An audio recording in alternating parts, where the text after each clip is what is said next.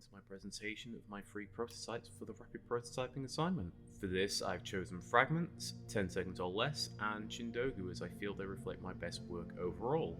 I do hope you enjoy! Hello and welcome to my walkthrough of the Theme 1 project of Fragments. Now, of course, this is the title screen. Plain and quick, self-explanatory really. Gameplay will take you to the puzzle board screen, which is based upon the premise of a bathroom mirror that has been broken into shards. As you go along, placing down the pieces, along this burned sort of like cork board in the background as a mirror. Start placing down the pieces of the actual person. I try to keep it as ambiguous as possible for the actual look of the person. Just, yeah, so there's no male or female connotation to it. As you can see, each and every single piece is corresponding to those little etchings on there.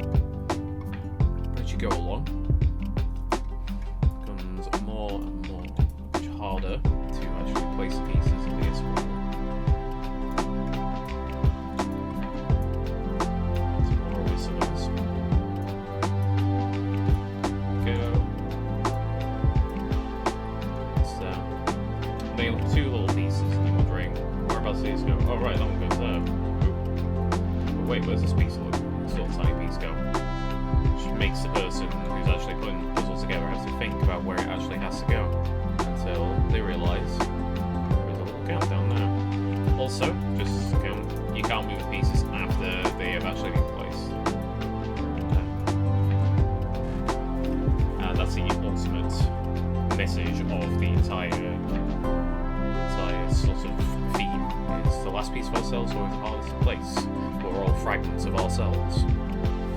If you reject, it'll reset the game for you. So you actually go through it again. I'm just going to quickly pause here and go through it again. Right, and now if one accepts, it uses an almost kintsugi style effect to place all the pieces of the mirror back together. And then, you can click, go back to main menu. Thank you for watching, I hope you enjoyed. For this prototype, I feel the addition of sound would be more poignant. Adding some sort of stimulating feedback for getting the piece in the correct spot would increase playability. However, I am proud of this one. It was my first foray to Unity, and despite some missteps, I do feel happy with how I approached this theme. Overall, I feel like the message may be a little heavy-handed, but one we need in this time.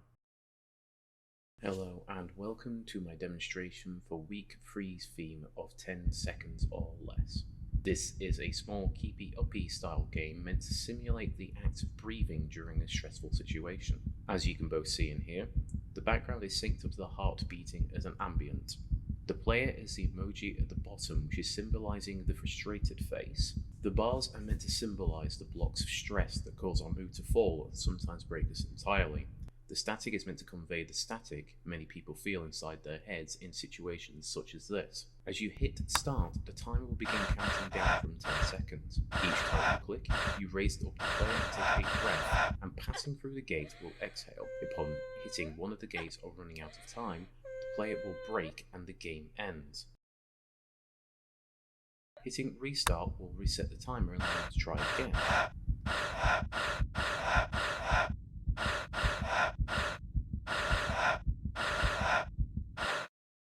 As you can see, it records your high scores.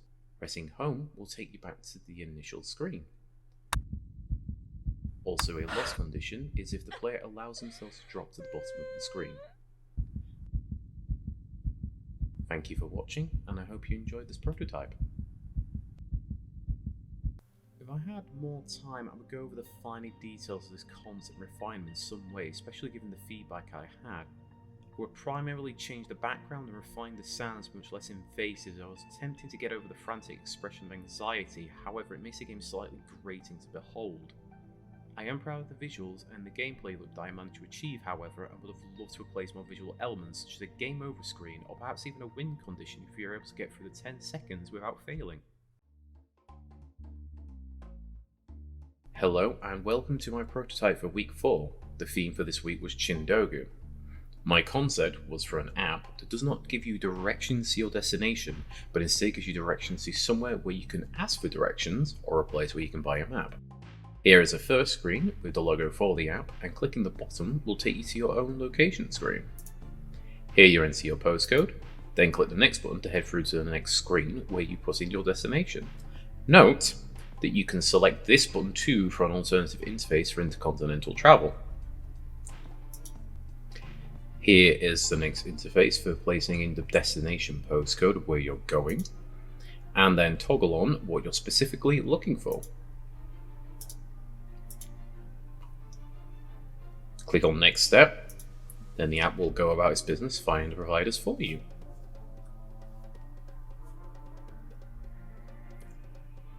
Once it's done, it'll come with a map of providers or public information kiosks depending on what you selected. Selecting a pit will bring up their details, which are basic, but then clicking on the directions button will bring up a full interface for being given directions. Clicking back will take you to the previous screen, and if you click back again, it will take you back to the initial screen where you can look for other providers and maps. Thank you very much for watching.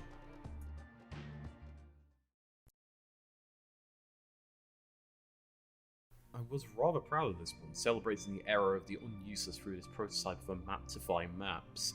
Though all in all, I would like to spend more time on the visual aspects to give it more flair so that one could be fooled into thinking it was useful in some way, or even gamify the whole experience so it has some sort of point despite being useless in nature. I am proud of the thought that went into it, however I would love to develop it further. Thank you so much for watching, I hope you enjoyed all these prototypes.